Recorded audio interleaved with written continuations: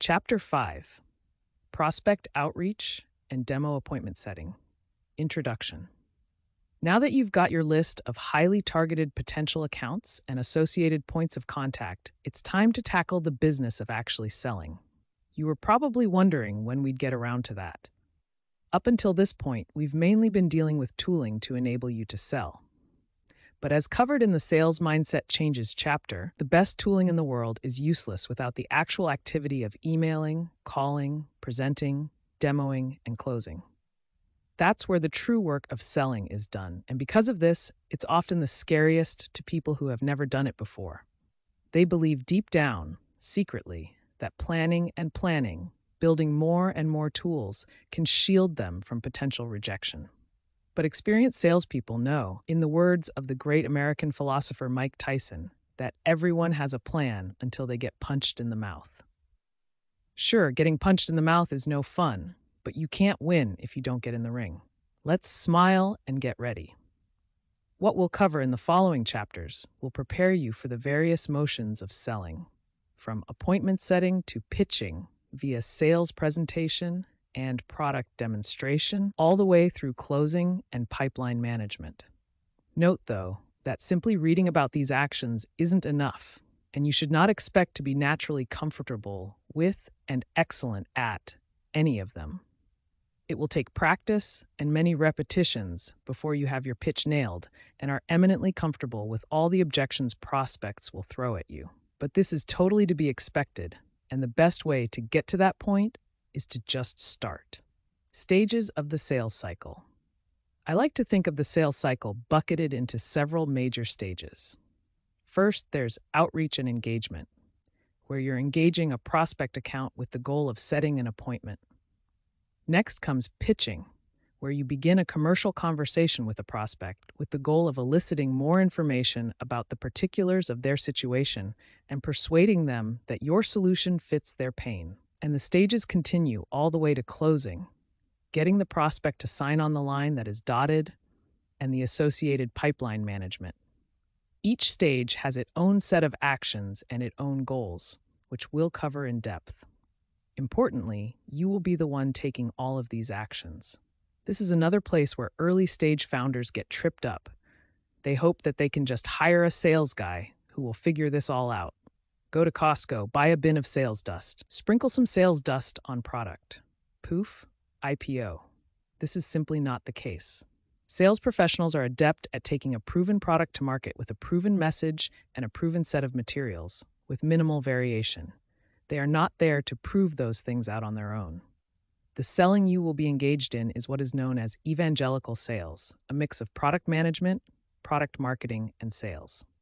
In evangelical sales, there is a tight feedback loop between your interactions with the prospect and modifications of both the selling materials, product marketing, and even the features of the product itself, product management. It will be an iterative approach with a number of false starts.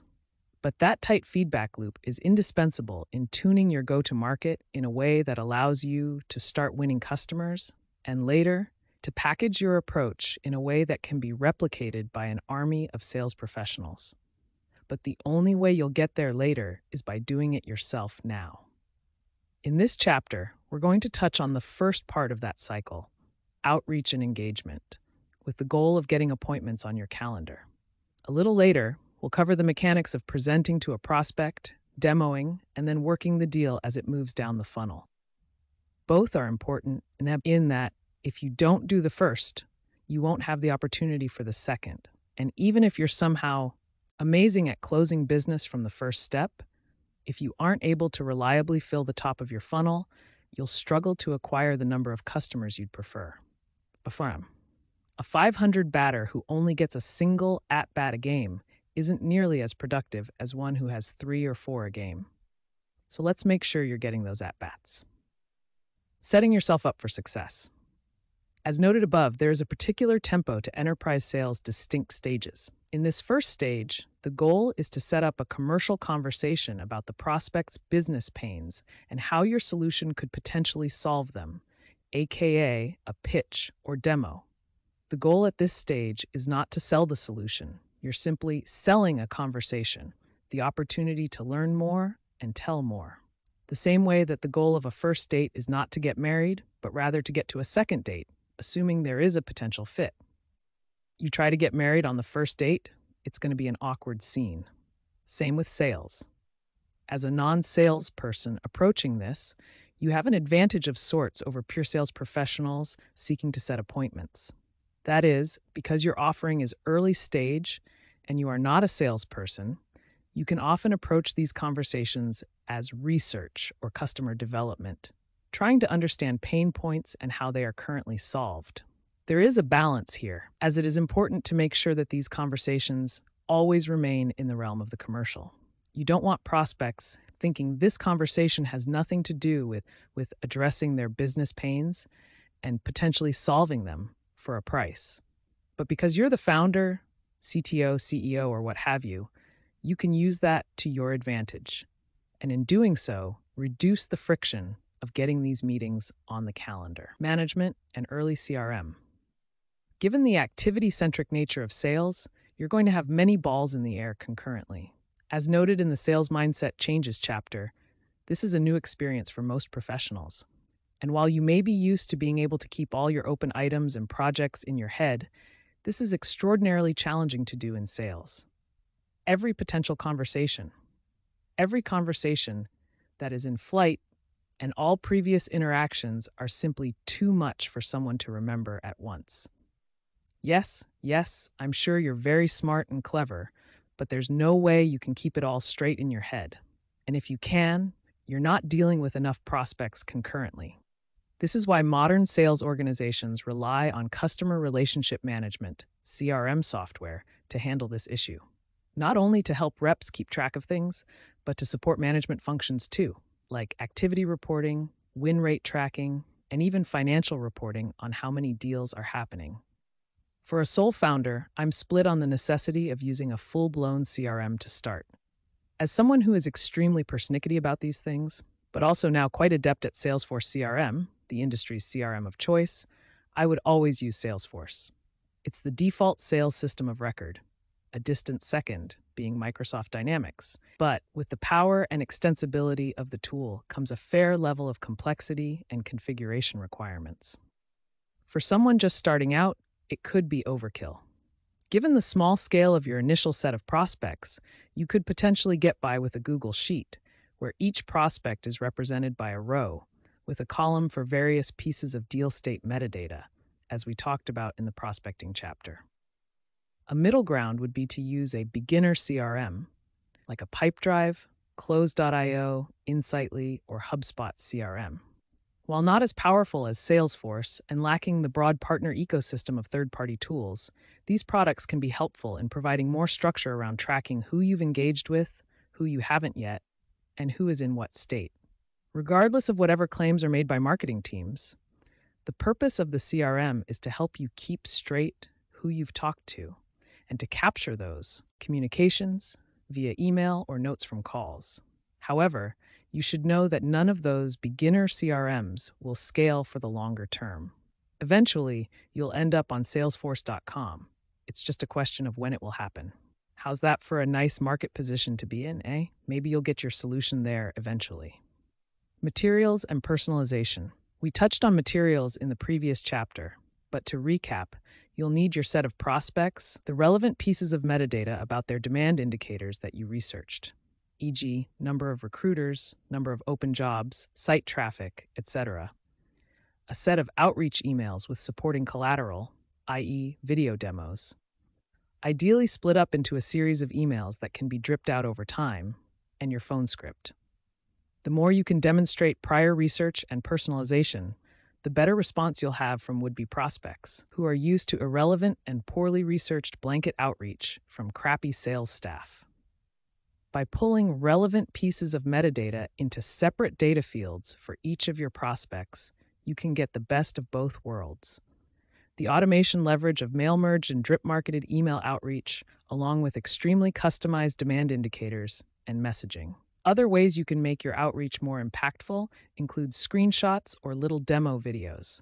Jing is great for this, that are customized for the prospect in question. Shoot, as you record that lightweight video, you can even speak over it like you're talking to your prospect, a form of video voicemail/email, if you will. Who doesn't like it when someone makes them a personalized love letter? Emailing. Email is your friend. It is an extremely powerful means of directed outreach toward prospects when done correctly. It has the benefit of a strong ecosystem of automation and instrumentation tools, benefiting from over a decade of innovation in the space. And it is especially powerful in conjunction with calling and voicemail delivery. But be careful. When done incorrectly, it can make you look like you have no idea what you're doing and poison potential client relationships. Bad emails are one of the main reasons why sales gets a bad name. So let's make sure to do it right, okay?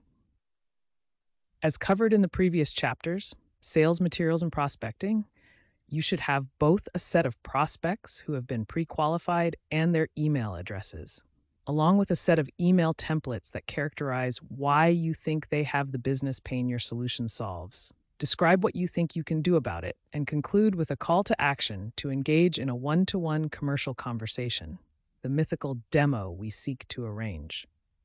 One email probably won't be enough to get the appointment on the calendar.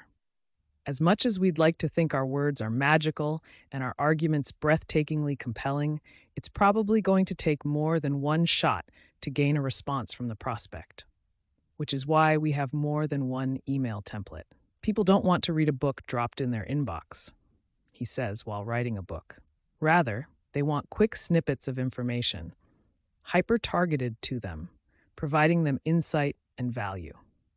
You can achieve this through personalization, but also by breaking up your messaging into multiple distinct emails.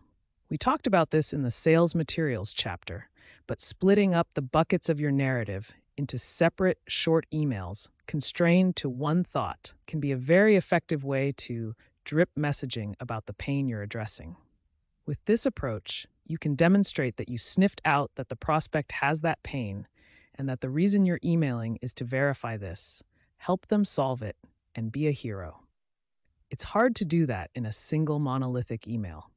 Think of it as akin to what flash sales sites like One Kings Lane, Gilt, and Groupon figured out with their daily emails. Delivering targeted, relevant content, one bit at a time, over time, is a great way to drive a prospect to eventual conversion.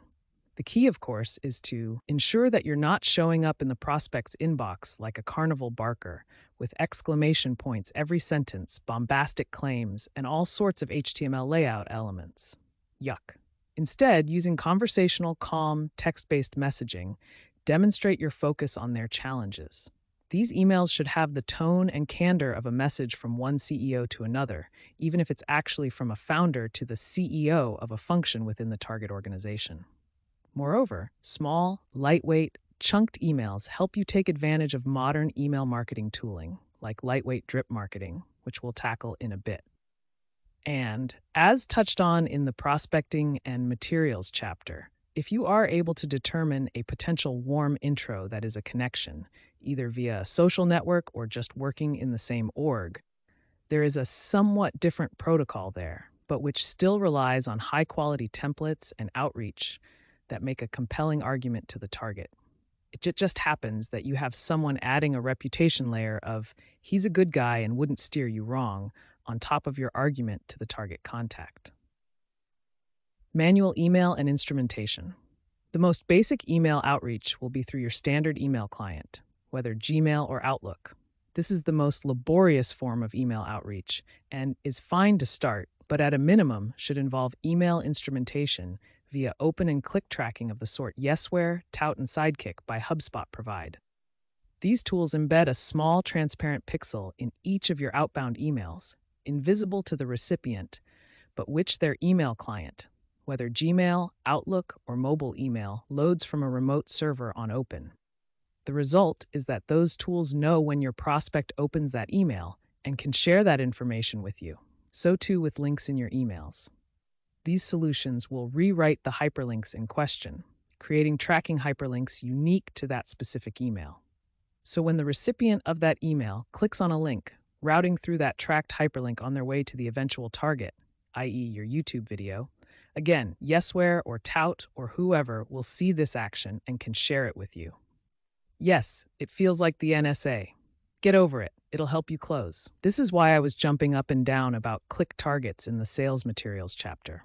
The more juicy hyperlinks, like links to video thumbnails or to infographics or whatever, I haven't experimented with animated GIFs, but really want to, are sitting in that email, enticing a click, the better. We care about this activity because it shows that the prospect is interested in what you have to say. The more opens and clicks, potentially the more interest.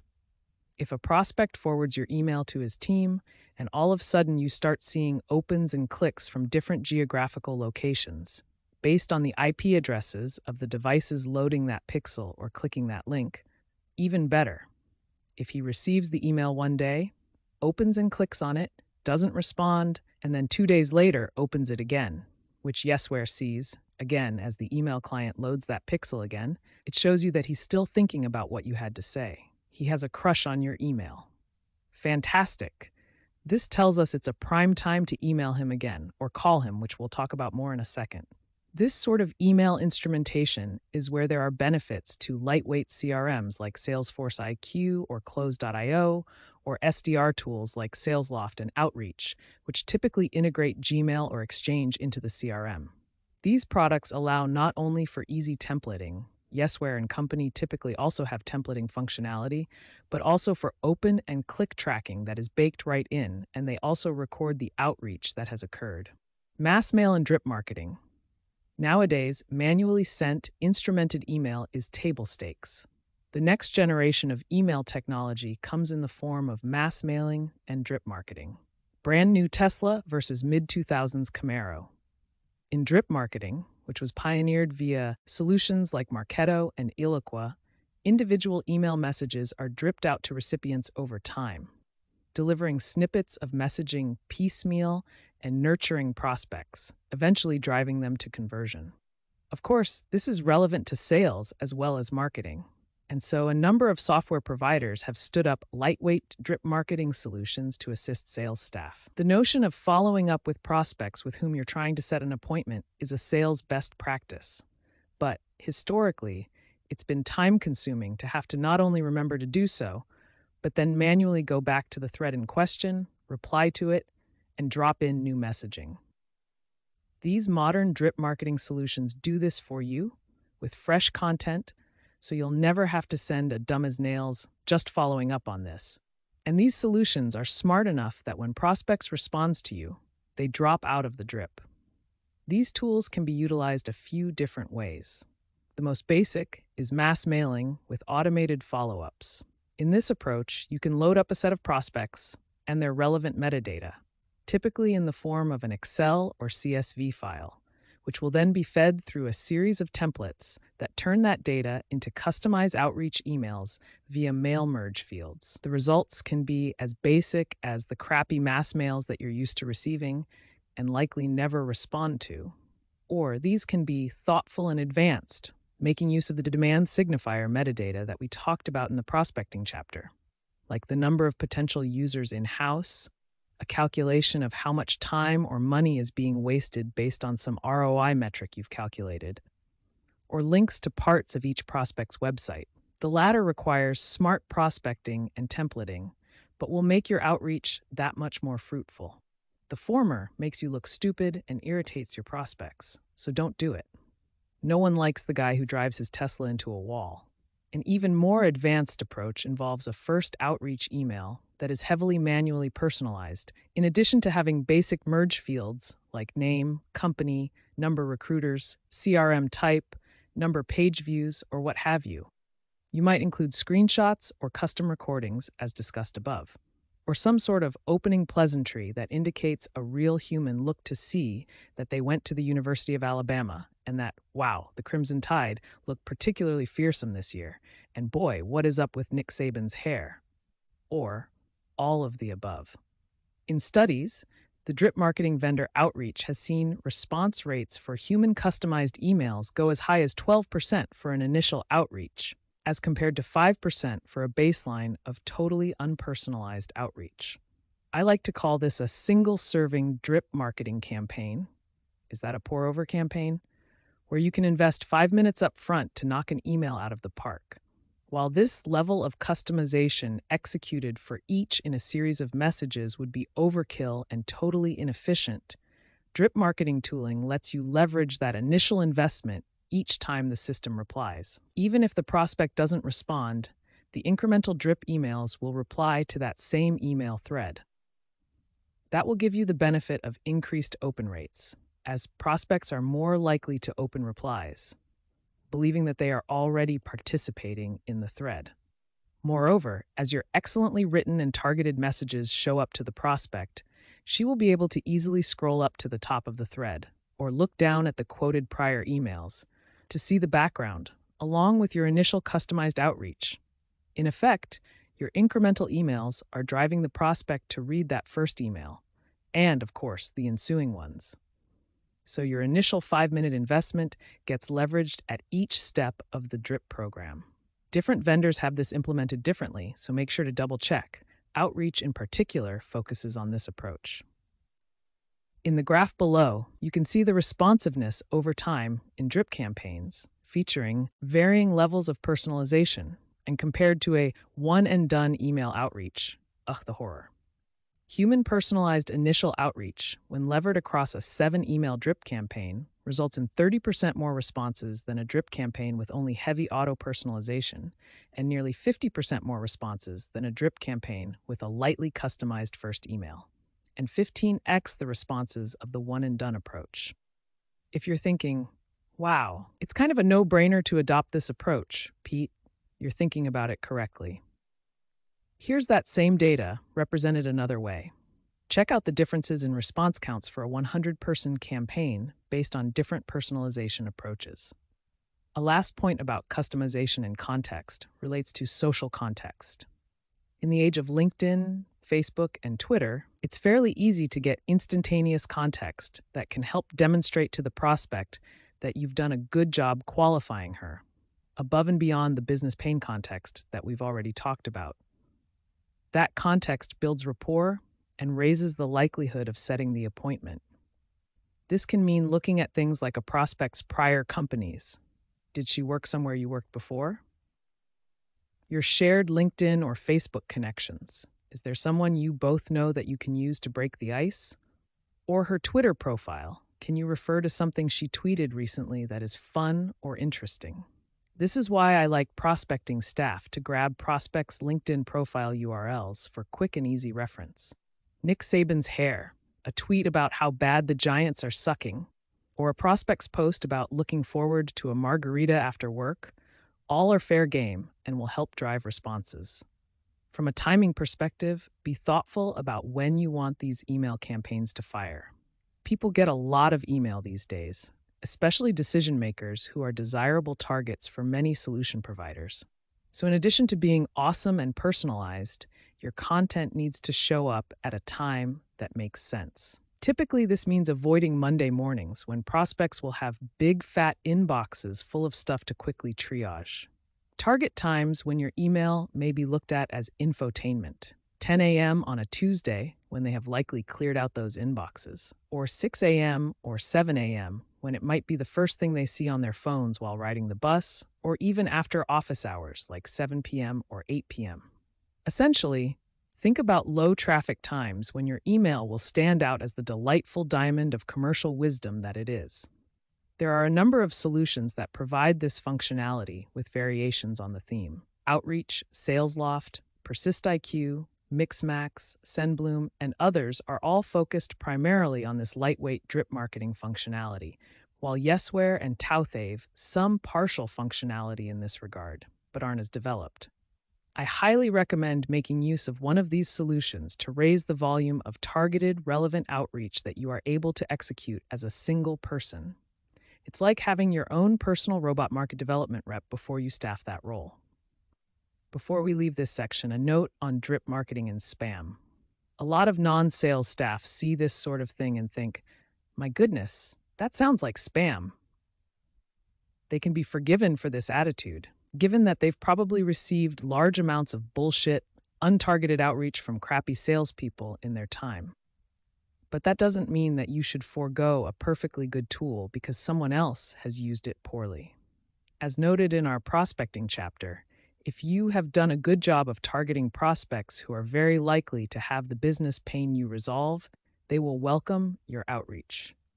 If your messaging is clear, straightforward, non-bombastic, and focused on them, with each communication adding value to their lives by teaching them something they didn't know or offering a way of solving a problem that's been frustrating them, your outreach will be welcomed with open arms.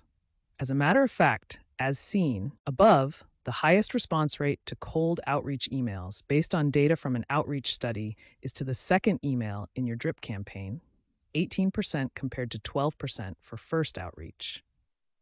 Response rates then hold steady, 17%, 13% through the fifth outreach, at which point they start to decline. In fact, by adding an "Okay, I'm breaking up with you" type email to the end of your drip campaign, you can actually prompt prospects to act.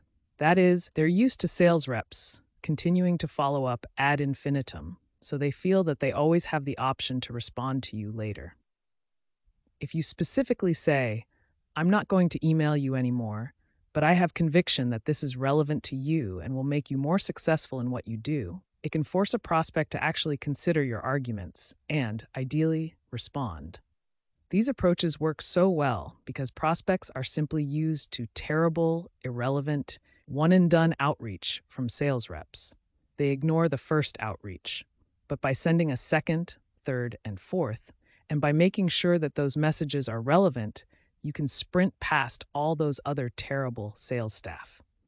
But the onus is on you to do the work up front to make sure that your prospecting has been sound, your messaging is relevant to those well-prospected contacts, and you've structured your prospecting data in a way to make great use of sales technologies. It's not the tool that makes it spam. It's the person using it wrong that does. Calling cold calling is the epitome of everything that scares first-time sales staff. While not face-to-face exactly, it's a synchronous interaction with the very person who can reject your solution, which, of course, your own personal worth is pretty heavily tied to. Why would I possibly want to put myself in a situation where someone could stomp on my product and, by extension, me? For a lot of reasons, actually. Because synchronous verbal communication, miraculously, is a really rich way of communicating and gathering information. It's almost like it might be one of the linchpins of the last few 100,000 years of human evolution. The trick to calling on your prospects, unsurprisingly, is similar to the trick to engendering email responsiveness. Make sure that your solution is relevant to their situation, get your point across with clear messaging, and demonstrate that you are concerned about their situation with a customized, prospect-centric approach. So let's shed that fear of cold calling right now. Yes, it will take some getting used to, but remember, you're calling highly qualified contacts who have the problem you solve, and you're seeking to help them solve that problem. Who wouldn't welcome that? Attempting contact, making contact, attempting contact, call timing. The success of your phone outreach will often be contingent on the times at which you call. Connect rates can vary substantially depending on the day-in, day-out tempo of your prospects, so being in tune with this is helpful. For instance, if you're calling on white-collar office workers, say you're a recruiting or sales solution and are calling on directors of sales operations or VPs of talent acquisition, then your better bets are going to be early in the morning, just as people are getting into the office or at the end of the day. Middle of the day is tougher because people are away from their desks, in meetings, and going to or coming from lunch.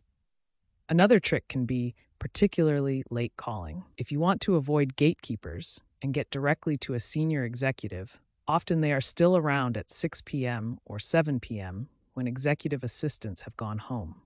If you're calling on small businesses, these times may be totally different. For instance, if you sell to restaurants, calling in the middle of service is a great way to piss off your potential customer. Figure out when your decision maker's day begins. Maybe it's 9 a.m. or 10 a.m. if they serve lunch, or maybe it's the 2 p.m. or 3 p.m. doldrums between lunch and dinner service.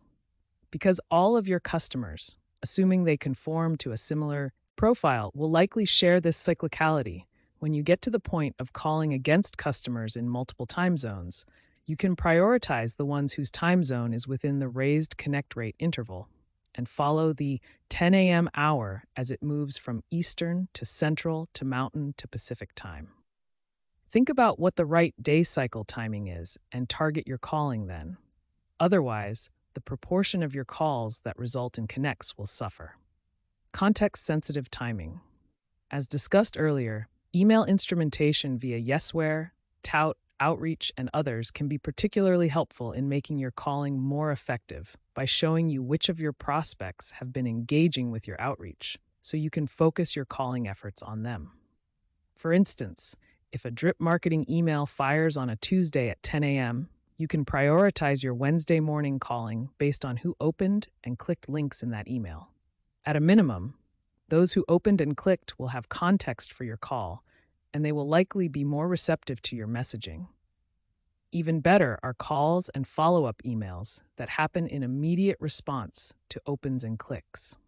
If you're at your machine and you see that a prospect just opened your email, give them a quick call.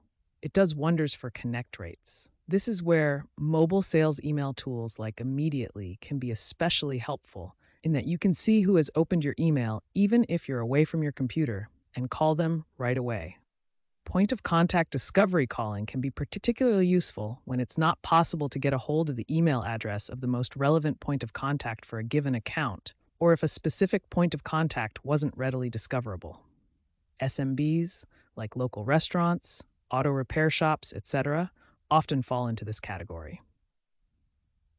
But when calling on these types of businesses without a specific point of contact, the first step of your engagement will likely be to locate that decision maker, as he may not be the one answering the phone. This adds a wrinkle to the messaging in your phone scripting. Now you need to sell this intermediary, this gatekeeper, on why it's a good idea for him to share the name of the decision maker in question. Your best approach here is to use very simple statements of the value of your product, so someone who isn't necessarily invested with authority can quickly parse them and realize, hey, it's probably a good thing if I let Bob know about this. For example, if you're Groupon, you might say, "Hi there, I'd like to be in touch with the owner because I'd like to discuss how Groupon can make him $20,000 in one day. Who's the right person to talk to?"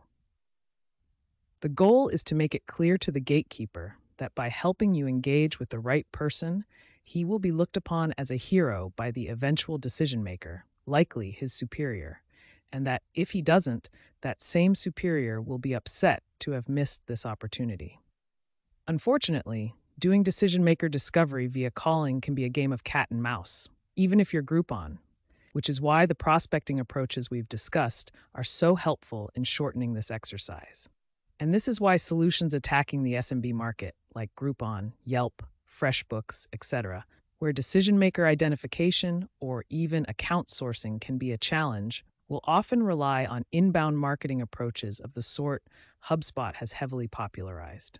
However, if there are no better ways to do so, you can call into these accounts and seek to piece together who the relevant contact might be by asking who makes decisions about technology investment.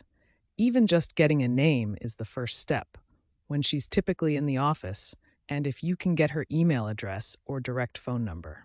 You might be wondering who would give out that sort of contact information, but you'd be amazed what you can get by just asking.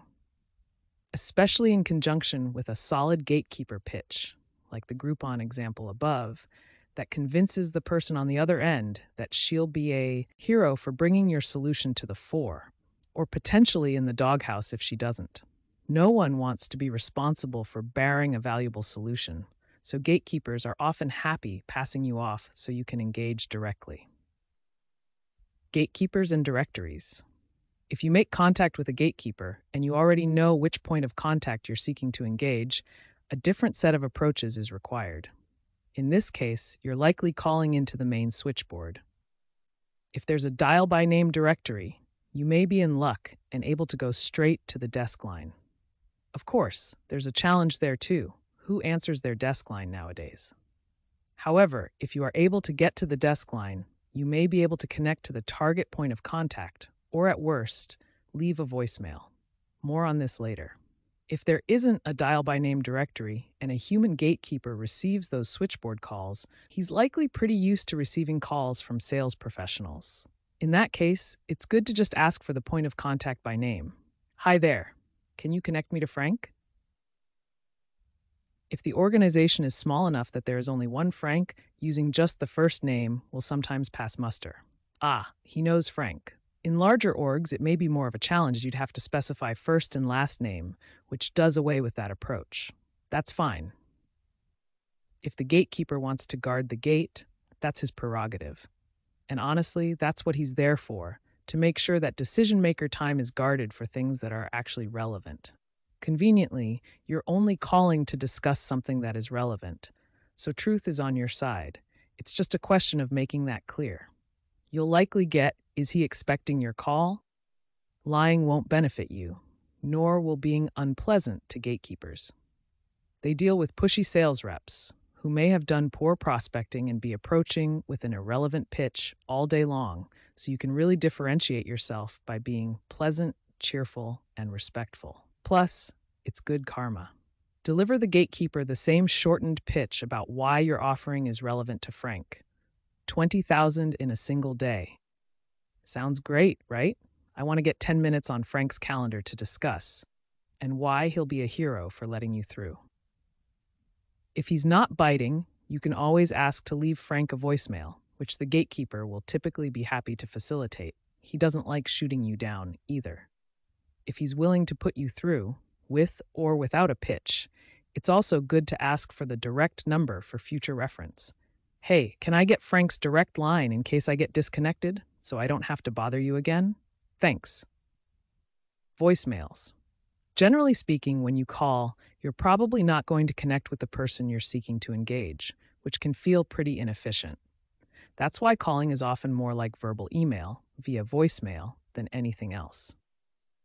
In the sales materials chapter, we spoke to voicemail templates. Short and sweet and loaded with personalization related to the research you've done on the prospect, the magnitude of business pain you think they have, the potential benefit of talking with you, and the fact that you're the founder of the company seeking to learn. Of course, you should leave your contact information, though it's not going to be super common for prospects to return your call. Returning calls is a huge pain compared to just hitting reply in an email, which again makes voicemail behave more like audio email than anything else. Speaking of which, it's more and more common for folks to have their work voicemail set up in a way that forwards an audio message and maybe even a transcription to their email. So think about your voicemail being consumed in that format. There are other sneaky approaches to voicemail, like not actually leaving much context, and instead saying something along the lines of, "Hey Frank, this is Pete. Call me back, 650-892-4475. Or even skeezier, "Hey, this is Pete returning your call. Call me back at 650-892-4475. That last one is like adding a fake re prefix on emails to trick the prospect into thinking he's already participating in a back and forth. While this sort of thing can be employed by market development staff, it's a little more advanced than you probably need to implement. Instead, the straightforward voicemail, patterned after your outreach emails, is probably your best bet. And importantly, always use voicemail in conjunction with email. If your voicemail is well-formed and well-delivered, it may inspire your prospect to simply hit reply on the email that came in at the same time. Live messages. Lastly, there may be occasions when the gatekeeper offers to take down a live message for the point of contact. That is, write down your information and share it with Frank. This is typically not a great idea in that the transmission of information here will end up looking like a kindergarten game of telephone. Of course, you don't want to tell the gatekeeper that you have little confidence that he'll be able to pass along your message appropriately. A good approach is to instead frame it as a benefit to him for you to present the message yourself. Something along the lines of, "That's so nice of you. It's kind of involved, kind of involved. Would you be open to sharing Frank's email address with me so I can just send it to him directly?" If that fails, Often the gatekeeper will be willing to share his own email address as an intermediary, which you can then email with an amazing, super personalized first outreach email, instrumented with yesware, etc., so you can see when Frank opens it. Of course, if you have Frank's email address already, this isn't necessary. Instead, it's a better idea to ask to be passed along to his voicemail. Or you can try for the best of both worlds. It's kind of involved. How about this? Just note that Pete called and wants to discuss how to make your business $20,000 in a day. Here's my phone number, and that the details are in his voicemail. And then you can patch me through to his voicemail. That saves you a bunch of scribbling. Or something to this effect. Making contact. Because live connect rates are so low, it can often come as a surprise when you actually reach your prospect. Like, whoa, why did you pick up the phone? In this context, you have about 30 seconds to sell her on an appointment using the framework you put in place in your phone script. The most important thing to remember is that you're not selling the product on this call. You're selling the opportunity to spend a limited amount of time to understand the prospect's pains better, help her learn something new and valuable, and potentially solve a big issue she has. You would like to get on her calendar for 10 to 20 minutes in the near future. If you've been doing a good job with your email-based outreach, ideally the person on the other end of the phone has context on who you are and what it is you're up to. However, by no means can you rely on that to be the case. These folks get a lot of emails, and it's likely that yours, regardless of how well personalized and excellently and concisely written, have been going straight to their archives. Once you deliver your scripted pitch, typically the response will fall into one of three buckets: success, outright rejection, and something in the middle involving various types of objections. That is not an outright rejection, but not agreement either. Success. If your excellent prospecting research, coupled with compelling phone messaging, piques the prospect's interest and she agrees to a follow-up call at a more convenient time, you've won. That was the immediate goal, and you did it. High five. However, in your excitement, don't forget to get all the info you need before you get off the phone. First and foremost is calendar availability. Don't rely on scheduling over email. This is a rookie error. Being so excited or scared that you pull a "great, I'll email you sometimes" that could work. That turns into email hell, and you just blew that demo you set. Instead, the approach should be, wonderful. Are you in front of your calendar? I have availability on Thursday and Friday morning, if that could work for you. It would be best for us to block 30 minutes of time. Excellent. I'll send you a meeting invite for that time with the relevant details in it. Make sure you accept it when it comes through so I know that time works and the appointment gets on your calendar. Thanks so much. I'm excited to talk more about this with you. Make sure that you're not setting the appointment too far in advance. Anything over a week out heavily degrades attendance rates. Usually a good time frame is a couple days out. That raises the likelihood that the prospect will have an opening, but reduces the lag in which excitement can temper, lowering attendance rates. Beyond calendaring, this is also the opportunity to get an email address, direct phone, mobile phone, or other pieces of contact information that you might need. This is not the time for full discovery, though. We'll get into that in the pitching chapter. If you didn't yet have the prospect's email address, you'll definitely need it to send a meeting invite. And it's also useful for sending a reminder email ahead of the meeting. And if the prospect doesn't make the meeting, you're going to want to have a direct phone number to call and remind her that, or to follow up after the fact and get the meeting back on the calendar. Lastly, this is an opportunity to potentially involve others in the call beyond the individual point of contact you're addressing. Again, you should be targeting the relevant decision maker that you sniffed out during prospecting. But oftentimes, if you have sufficiently excited the decision maker, you can pull in potential users or influencers. For instance, if you connected with the VP of sales and she's excited to learn more, but you know that there's a sales operations lead and a couple of sales managers at the company, you could ask if the decision maker would like them included in the call. If so, gather their contact information, primarily email, to put them on the meeting invite. Hot transfers. In rarer cases, the prospect may actually want to do the demo then and there. Well, I have time right now. How about now? If you were surprised to connect to your prospect, this one will probably really knock you off kilter. In sales land, this is known as a hot transfer, and it's both fairly rare and a two-edged sword. On the one hand, it's great that the prospect is so interested in what you're doing and how you've described it that she's open to spending 30 minutes with you then and there. And you certainly don't want to say no to her on that count. On the other hand, you likely didn't do all the pre-call planning that you would ahead of a scheduled demo, so your level of personalization and preparation may be wanting. But this doesn't mean that you should do deep pre-call planning ahead of each cold call, thinking that you might end up in a hot transfer situation. No way. Most of the time, you're not going to connect, so all that prep time would be hugely wasted.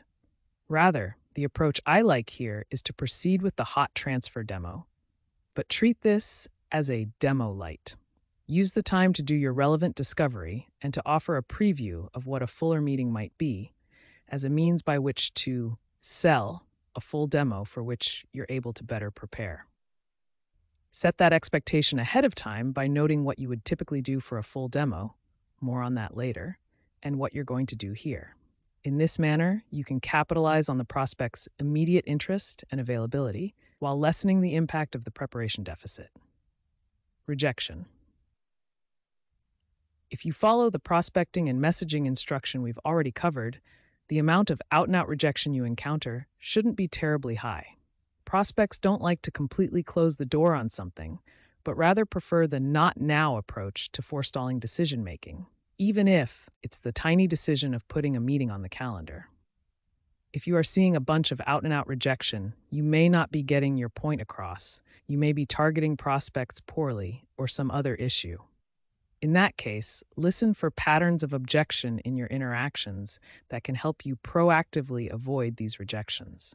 For instance, at TalentBin, recruiters and heads of talent were so used to being cold called by agency recruiters that whenever they heard something with the word talent in it, they immediately thought, agency recruiter, reject. We got to the point where we might start a call with, I'm not calling from a recruiting agency, so let's just get that out of the way up front, which had the added benefit of adding some disarming humor to the call. If you're commonly hearing a standard type of rejection, see if you can take a similar proactive approach. With that said, you will certainly encounter rejection when you catch someone on a bad day and they're not interested in hearing anything. But there are ways of turning those interactions to your advantage to win the call. That is, make progress in pushing the prospect down the path to becoming a customer, even if it's the littlest step. Firstly, you shouldn't take rejections as never, but rather as not now. If you think about every massive company out there, the Salesforces, LinkedIn's, and others, there were thousands of prospects who rejected initial outreach and eventually became happy customers.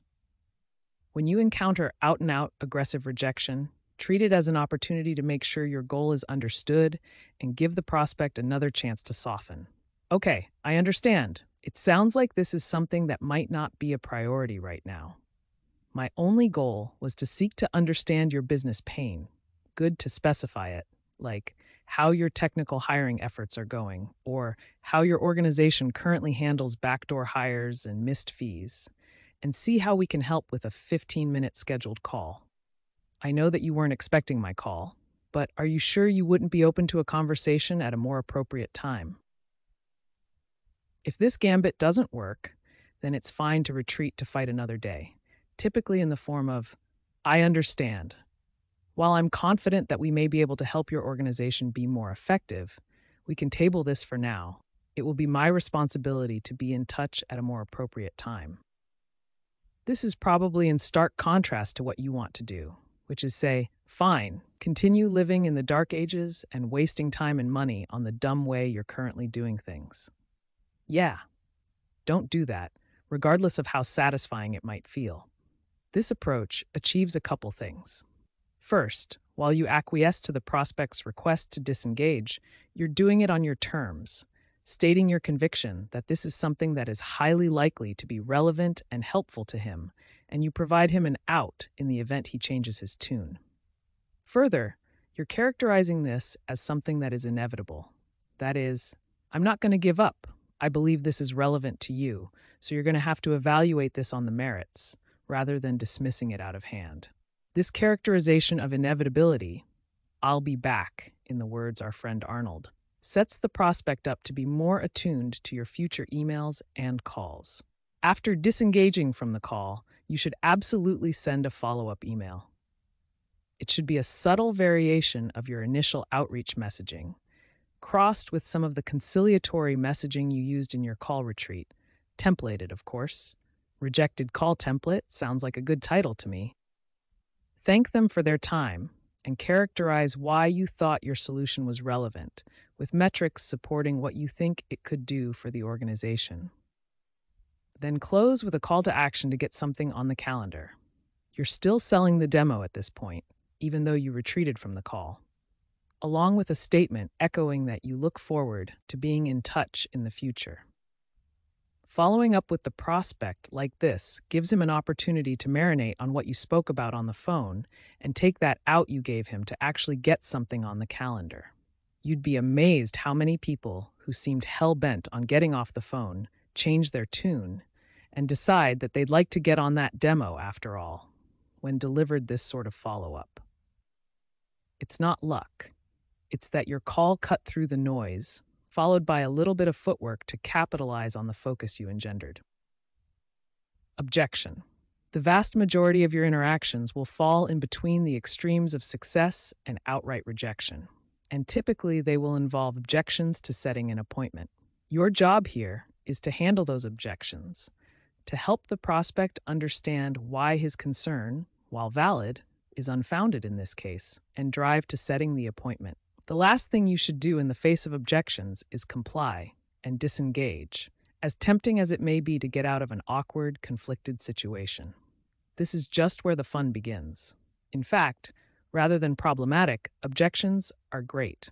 They mean that your prospect is engaged and at least thinking about the problem you're addressing.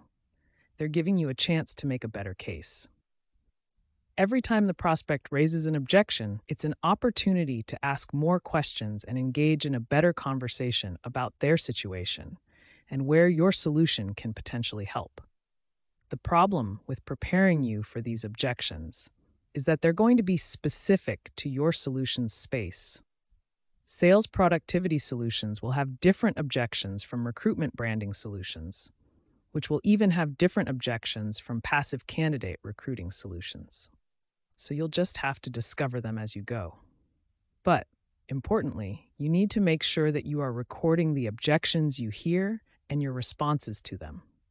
That will ensure that as you encounter them more in the future, you are able to handle them with ease. And later, when you hire staff to help parallelize your efforts, you'll already have done the hard work for them.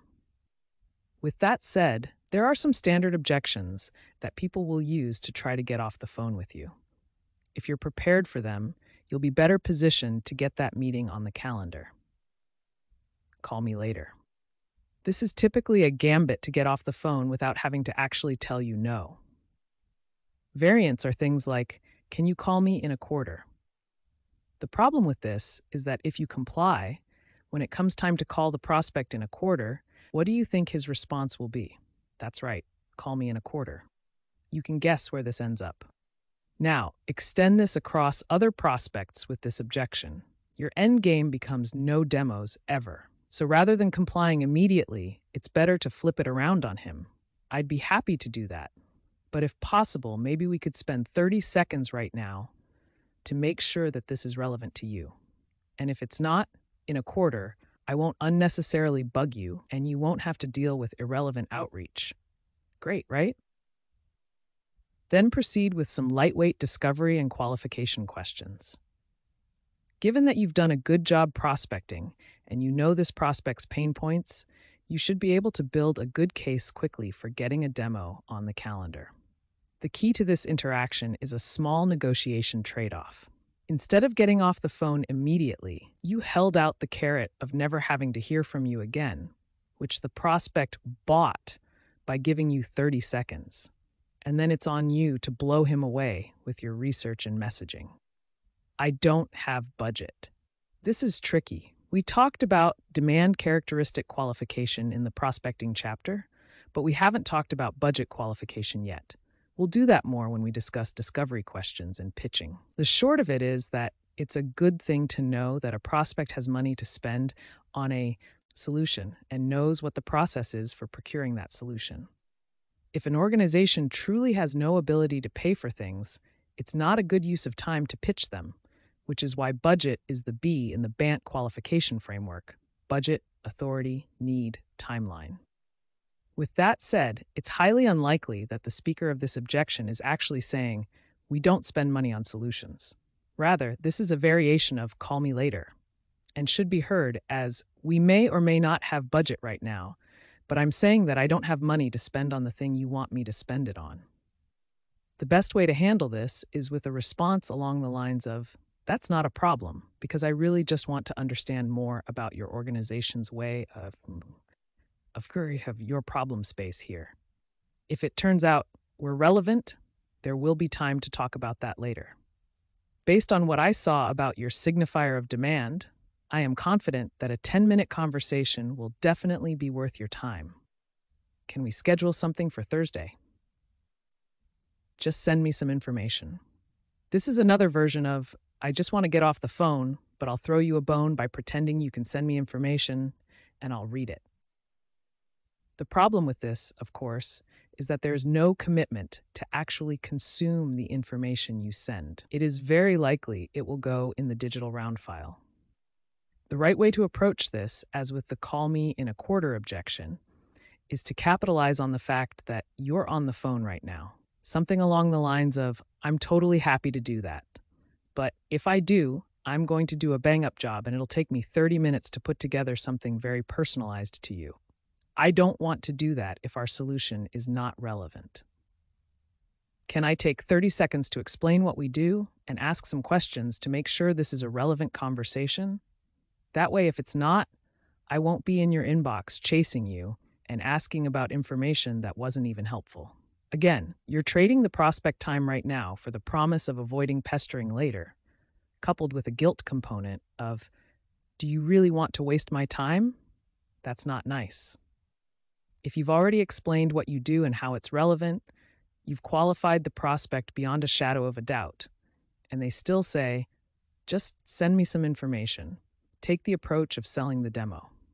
Try something like, "Well, I'm happy to do that, but honestly, given that I know this is relevant to you, a scheduled demo will really be a much better way of making sure you're fully informed. I promise that you'll learn things that are very relevant to the thing they do."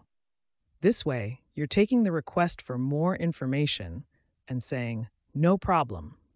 The best way for you to get the information you seek is on a synchronous, concurrent demo. Pair that with a promise of downside prevention, a promise that the prospect will not only get the information she just stated she wanted, but will also become a more competent professional.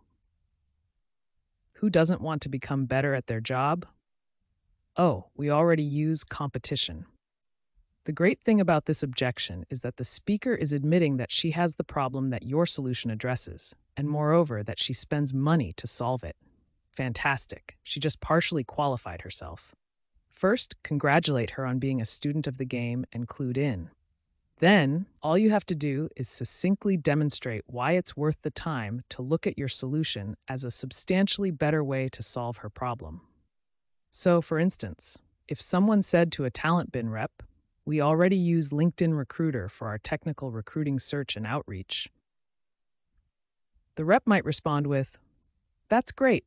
LinkedIn Recruiter has historically been the benchmark for passive technical recruiting. The good news is that TalentBin can help you find 10 times the number of candidates in your area, complete with their personal email addresses and with no limits on email outreach, unlike InMail." Sounds pretty helpful, right? I'd love to get 20 minutes on the calendar to show you how TalentBin is like LinkedIn Recruiter with rocket boosters attached. Do you have X, Y, or Z feature? In this situation, the prospect starts to get deep into features and what your product has or doesn't have. This is actually a really great place to be if you handle it correctly. It's not that the prospect is objecting to your solution per se, it's just that he's blocking your ability to get a formal appointment on the calendar. This is kind of like an abortive hot transfer, as discussed above, where instead of hearing the whole pitch, having his mental model set correctly, and going through proper discovery questions, the prospect is attempting to have demo by a thousand's cuts. The best way to handle this is to assumptively close on setting the appointment, as he's partially admitted his interest in and familiarity with the problem and solution. Something like, "These are fantastic questions and show you really know the space inside and out." Typically, folks find it more efficient and get a lot more out of putting 20 minutes on the calendar at a set time. Do you have 20 minutes on Thursday or Friday where we could slot that in? How much does it cost? The good thing about prospects asking about cost is that they are admitting that they have the problem, understand to some extent how your solution fits in, and are trying to get a sense of whether the cost fits the pain. The problem, though, is that there's still a huge information asymmetry here. You don't yet clearly know the magnitude of the prospect's pain because you haven't asked your discovery questions, and the prospect isn't anywhere close to understanding all the ways in which your solution can help address this pain. So if you immediately jump to pricing, say $10,000 a year, she has very little information with which to make a judgment about whether the value the solution provides is worth more, ideally far more than the price. So you can end up in situations where the prospect responds, "Whoa, that's way too much." But let's say you're hireable and your solution finds contingency recruiting fees worth $30,000 a pop. A customer passing on a solution that could make them $100,000 for just a $10,000 investment would be a tragedy. But you'd be amazed how common this is as a result of cost objections getting in the way. The best way to avoid this is to not fall into that trap to begin with. Instead, parry the question and drive to a demo with something like, "While the solution does have a cost, it's really contingent on a variety of factors associated with how much value a given customer would get out of it." Typically, people find it most effective to schedule a 20-minute demo so we can get a better sense of whether the solution is relevant and how helpful it could be to your business. Do you have 20 minutes this Thursday or Friday for that conversation? I can't make that decision. This objection can indicate one of two things, and it's important to resolve which. That is this person actually the relevant point of contact and trying to dismiss you, or is she truly not the relevant contact and you need to find the correct one and potentially refactor how you're doing prospecting if you're calling on the wrong people? The challenge is that these two things can look the same if you don't ask the right questions. The way to sort this out is to assume that the account does have the pain you're solving, but that this person could indeed be the wrong point of contact. Drive to sorting out who you should be talking to with something like, "Got it. Well, it sounds like this is relevant to company name, but that you might be the wrong person to talk to about it. I tried to use LinkedIn to figure out who would be the most relevant contact, but I guess I got it wrong. Which of your colleagues should I be engaging instead?" You can potentially refer to the person's supposed manager. For instance, if you're Pornicane, immediately the sales first mobile email and CRM client, and you're talking to a director of sales operations, you might refer to the VP of sales, to whom the contact you're talking to likely reports. Or potentially the CFO, or shoot, maybe even the CEO. This tactic helps indicate where you're going to go next if they don't tell you, so they might as well be straight. If that person is indeed the right point of contact, and you sound like you're going to show up on the CEO's doorstep saying, "Jeff said that he's not the right one to discuss this, so I'm here to talk to you," that's probably not going to look great for Jeff. So he might as well own up that he's the right point of contact. And now you're in the same situation as the "I don't have budget" objection, where it's less an issue of not possible and more a question of, is the timing right? If it's the second case and you're actually targeting the wrong person, the contact you're talking to doesn't have much reason to obscure who the relevant contact would be. And again, by indicating who you'll be targeting next, you create a poor best alternative to him giving you the correct name. That is, if you show up on the CEO's or CFO's or VP of Sales's doorstep, indicating that Jeff sent you, and she's not the right person, well, the CEO, CFO, or VP of Sales will probably not be too stoked. So better for Jeff to just be straight with you and point you in the right direction. At this point, Jeff is acting like a gatekeeper, and you should simply employ the tactics described above to help him understand how beneficial passing you along to the right point of contact will be. Make Jeff look like a hero for bringing your solution to the fore. Setting up the appointment meeting invites. Once you have an appointment time and contact information, you need to send the relevant details for the meeting. For very early stage customer conversations, like your first dozen customers, I'm a fan of going to visit the individual in person. As discussed in the prospecting chapter, this is why initially targeting accounts in your own geography is helpful, even if the price point of your solution means that your scaled go-to-market will likely be via inside sales. If an in-person meeting is not tenable, you'll need a means of digital presentation. Zoom and Join.me are good for this, as we'll discuss more later.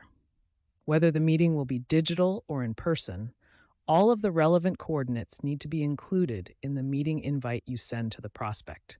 You absolutely must send a calendar meeting invite. You cannot rely on the prospect to put the relevant details on his calendar, and this is a convenient way to both put the meeting on his calendar and deliver the pertinent meeting details. Put the location details, whether online or offline, in the location section of the meeting invite, in addition to the description section. Yes, repeat them. Something like online meeting via join.me. Click this link to join at www.n.me/your-username.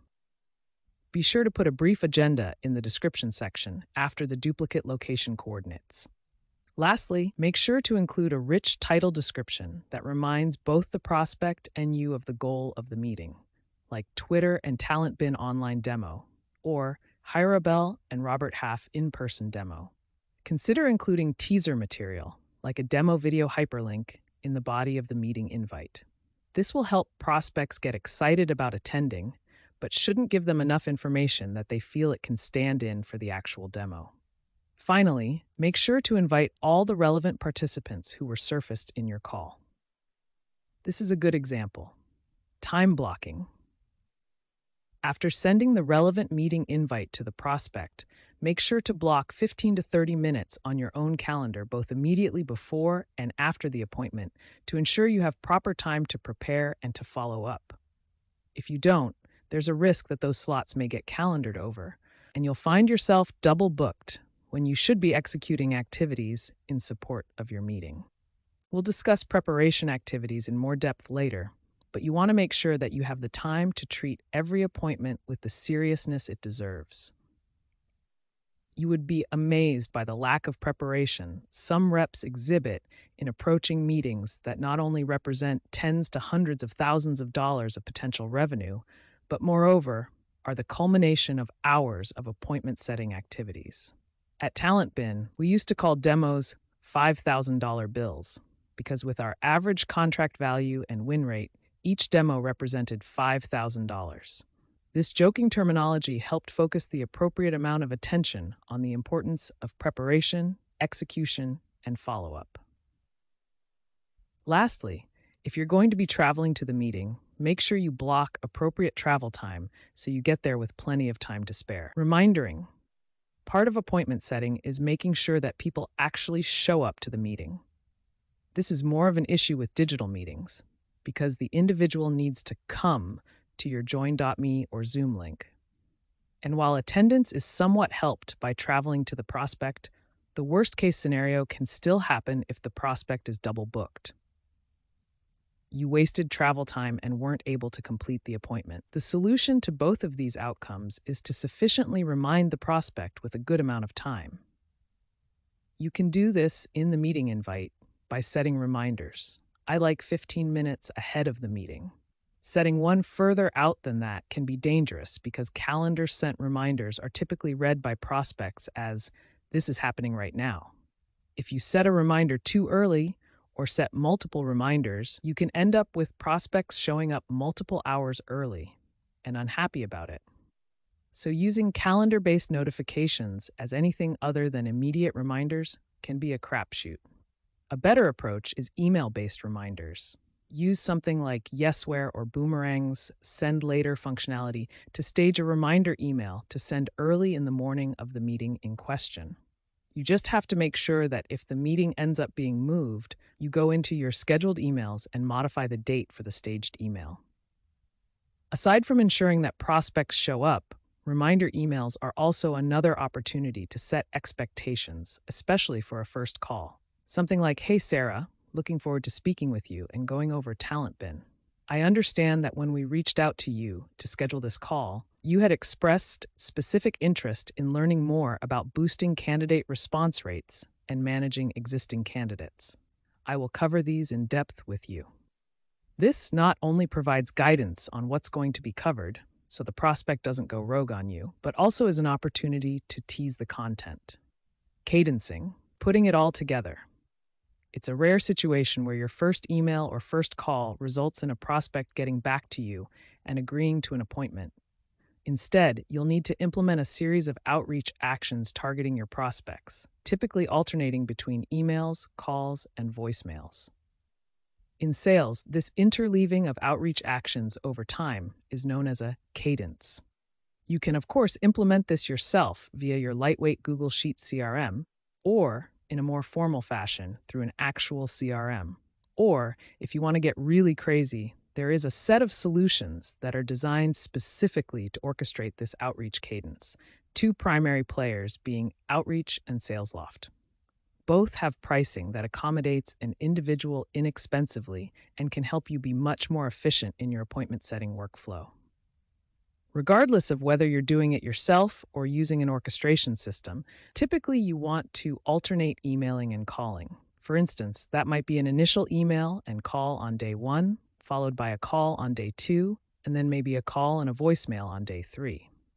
From there, you might skip a day and then email on day 5, followed by an "I'm breaking up with you" email on day 7. By no means is this a cut and dried approach. You could decide to do calls with follow-up emails every other day or some other permutation if it works for you. To some extent, this will be related to how much content you have to share.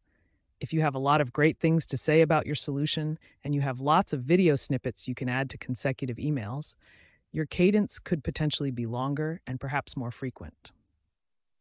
In addition to pure time-based cadencing, you can involve contextual data into this process as well. That is, part of your cadence could be reviewing the previous day's opens and clicks and prioritizing those prospects for calls. Or it could mean breaking out of your cadence to immediately call a prospect who opened an email when you see the alert. Or it could mean sending an immediate follow-up email to a prospect who just opened one of your emails. All of this contextual activity can raise connect rates and appointment close rates by focusing on prospects who are already thinking about your solution.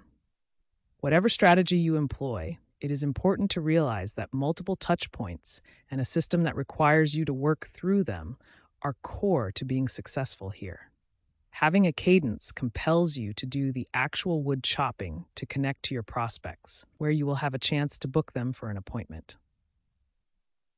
Referral prospecting. With the advent of social networks like LinkedIn and Facebook, it has become far easier to understand who someone knows, and thus could potentially refer you to, than ever before. This can be helpful for prospecting and reduce friction for getting your foot in the door to set an appointment. Doing this at small scale can be a great way to initially supercharge your pipeline, but it will eventually run out of steam, in that you, your team, your investors, and so on will eventually run dry. So while it can't be a long-term solution necessarily, it can help early on. Connection discovery. First, note that referral prospecting is not about selling to anyone who will take a meeting because they know someone in your organization. Rather, it is about using relationships within your organization to more easily access accounts that you know are qualified and have the pain your solution solves. So just be clear on which direction the causality runs here. That said, There are two ways you do this. One is with contact connections, and the other is with account connections. In the first case, you look at the target Matiflang. How to do this? We'll discuss a more manual process first before talking about ways to do this in a more automated, scalable way. First, LinkedIn and Facebook connect with everyone in your organization, your investors, and your advisors. This will make it such that when you look at a prospect's LinkedIn or Facebook profile, you'll be able to see if any of your organization's stakeholders are shared connections. Once this is done, visit the LinkedIn profile of decision-maker prospects you identified in your prospecting exercises. If you want to just test this out, start with 100 decision makers, like directors of talent, or VPs of sales, or CFOs, or whatever the decision maker is for your solution, and see which of your organization's stakeholders are joint connections. Note which of those stakeholders are potential referrers, as we'll be using it later. Once you've done this, reach out to each of those joint connection via email. Ask them if they would be open to connecting you with the target in question, specifically noting who I want to get in contact with, why it will be valuable to that target, that is, not a waste of their time. And lastly, noting to the potential referrer that if they're willing to connect you, you'll send an introduction request email with full context to forward along. If a given shared connection is indicated for more than one target contact, aggregate all the targets together to note to them all at once who you'd like their help engaging with. The other, more exhaustive way you can do this is to sit together with each of these stakeholders and together manually go through their LinkedIn networks. This can take an hour or two, but will invariably be worth it. This approach is particularly helpful in that you can be more thorough than the approach above. However, it requires a stakeholder to sit with you, so can be more friction, but it can be worth it. And while you're going through their connections, you can look for titles that are attractive, even if it's not a VP of talent, which would be your ideal contact. If instead they know a recruiter or recruiting manager at the target company, that can be better than nothing. And, failing that, you can look for senior staff who work at a target company even if they're not in the right part of the org.